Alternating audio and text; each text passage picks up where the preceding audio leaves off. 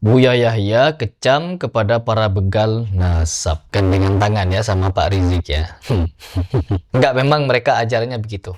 Ada karena marah dengan seperti Habib Rizik, marah dengan seperti ini, lalu sampai mengarah kepada perendahan kepada nasab. Innalillah. Sampai ada yang mengatakan katanya, apa betul itu turun Nabi? Ayo dites DNA. Astagfirullah, innalillah. Itu bukan tempatnya antum itu, Pak Buya. Untuk apa? Beristighfar. Harusnya antum mendukung gerakan-gerakan untuk memurnikan nasab ini, harusnya antum dukung, Pak Buya. Bukan malah marah kepada orang yang minta pertanggungjawaban atas nasab mereka yang diragukan. Bukan malah menegur mereka yang ingin tanggung jawab. Karena mereka cinta kepada Nabi, tidak mau ada orang yang sembrono, sembarangan ngaku-ngaku sebagai cucunya Nabi dengan doktrin yang sedemikian banyak halu.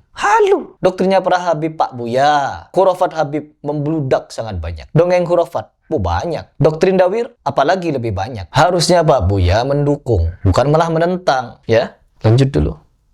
Menafikan, menolak nasab yang sudah jelas semacam itu, maka itu seperti mengqadhaf, menuduh orang melakukan zina. Oke. Katanya nasab Habib sudah sangat jelas tersambung kepada Nabi. Jelasnya dari mana, Pak Buya? Anda kalau diminta pertanggungjawaban nanti ditanya, dari mana jelasnya nasab Habib? Sedangkan kata Prof. Munahim Ali, lebih dari 500 tahun nasab Ba'lawi ini tak tercatat nyambung kepada Ali bin Abi Thalib. Satu.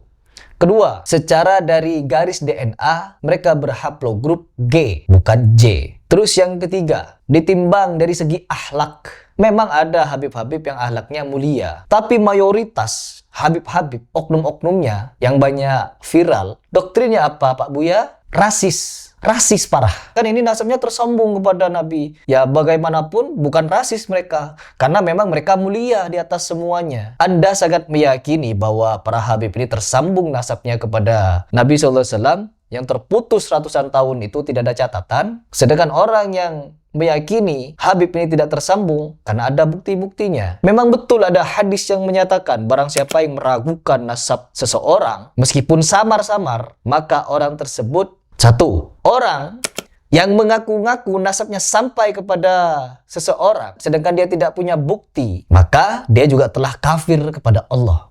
Ya, itu Habib ini bukan cuma remang-remang. Dari DNA saja tidak nyambung, tidak sinkron kepada Nabi SAW. Dari segi catatan nasab, tidak ada catatan nasab selama 500 tahun. Dari segi filologi, kitab-kitab sezaman nih, tidak ada. Keberadaan Nabi SAW itu dicatat, ada catatannya di berbagai macam kitab sezaman Nabi hidup. Artinya orangnya ada, nabinya ada. Tapi seperti Faqih Muqaddam, Habib Fulan yang diceritakan karomahnya beragam-ragam kehebatan itu. Di zaman itu tak ada satupun orang yang mencatat keberadaan si Faqih Muqaddam ini, kata Profesor Munahim Ali. Tokoh besar, tokoh terkenal katanya, cucu Nabi, tapi tidak ada satu catatan pun yang menganggap orang itu ada. Sehingga apa? Orang tersebut dianggap fiktif. Karena tak ada bukti. Bagaimana orang yang tidak ada bukti seperti ini dianggap benar, Pak Buya? Pak Buya harus mikir sebenarnya untuk membela nasab. Dan harus meneliti juga. Oh, Heri Pras kenapa menyatakan Pak Buya tidak meneliti? Karena saya sudah bertemu dengan orang yang meneliti langsung.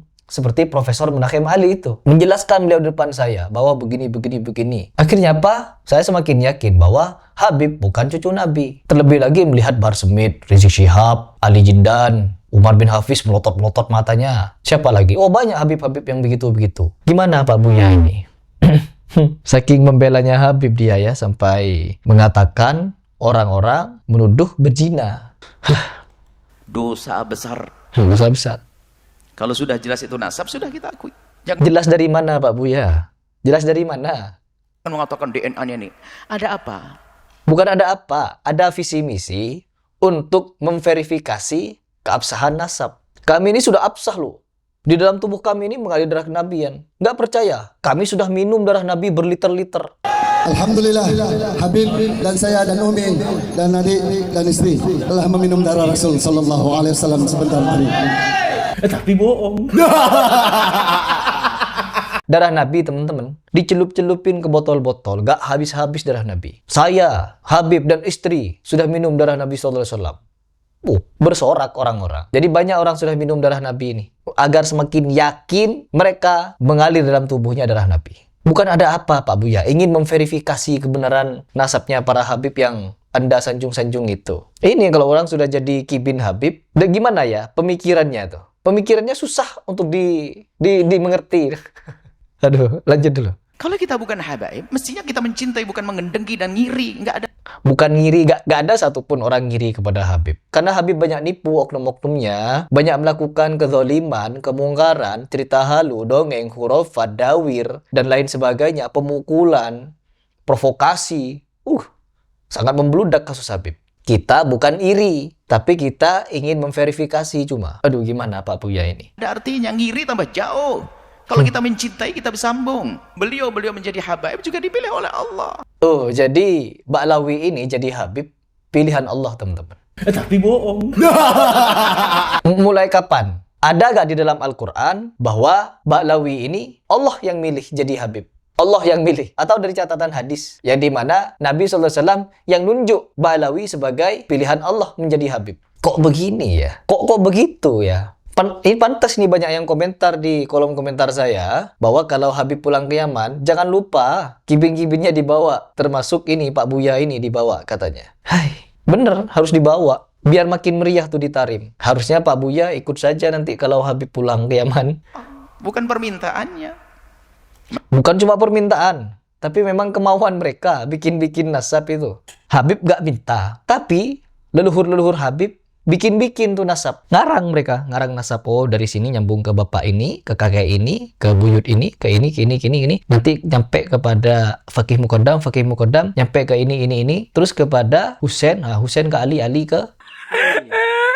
Bukan mereka yang milih, mereka yang bikin sendiri. 500 tahun Pak Buya, gak ada catatan sama sekali. Tiba-tiba muncul buku catatan, mencatat ratusan tokoh, mencatat banyak tokoh yang sampai kepada Nabi. 500 tahun Pak Buya. Pak Buya sekarang punya anak berapa? Umurnya berapa? Di umur segitu Pak Buya sudah punya anak. Beberapa tahun lagi ke depan Pak Buya akan punya cucu. Gak nyampe 100 tahun Pak Buya sudah punya cicit. Artinya apa? Dari Pak Buya ke cicit Pak Buya itu bisa sekitar 4-5 generasi. Bagaimana kalau 1000 tahun? Sudah 50 generasi Pak Buya. 4 tambah lagi 400 tahun. Harusnya Habib sekarang itu bukan generasi ke-33, 38, 32, 37, 28 yang disampaikan Bahar Smith. Enggak, yang dimana Bahar Smith sampai kebingungan tuh jawab nasabnya.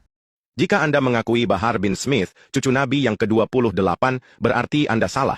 Karena ia mengaku cucu Nabi yang ke-38. Loh, Habib kok ngaku cucu ke-28? Ana waktu itu baru bangun tidur. Yang benar Ana 38, bukan 28. Dan jika Anda mengakui Bahar Smith cucu ke-38, berarti Anda juga salah. Karena ia mengaku cucu Nabi yang ke-37. Ana cucu Nabi Muhammad yang ke-37. Lalu jika Anda mengakui Bahar Smith cucu Nabi ke-37, Anda tetap salah. Karena ia mengaku cucu Nabi yang ke-29.